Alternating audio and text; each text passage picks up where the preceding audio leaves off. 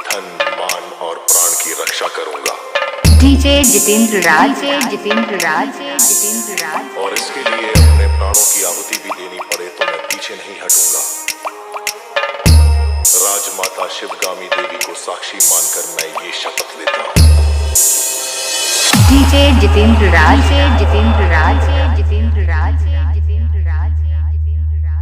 कचराव खर का वाराणसी।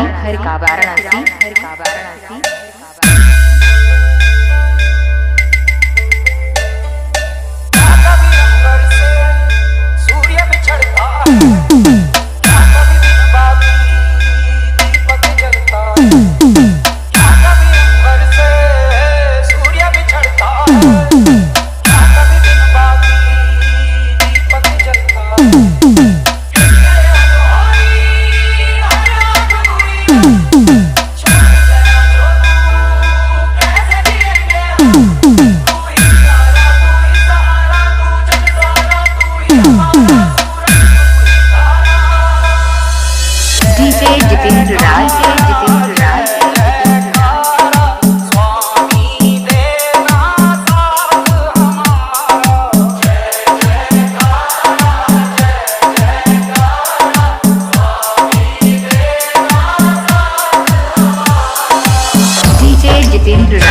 जितेंद्र राज।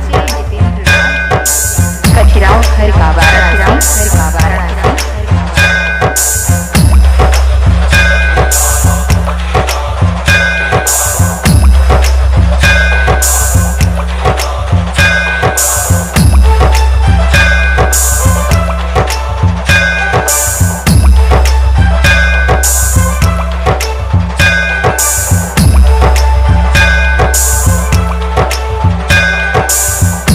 जितेंद्र राज। कचराव खर का वाराणसी।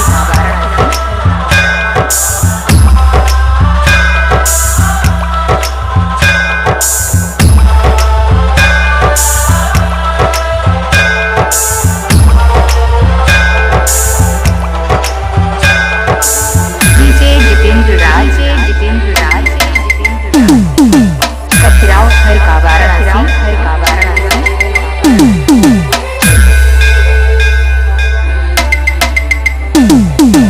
डीजे जितेंद्र राज।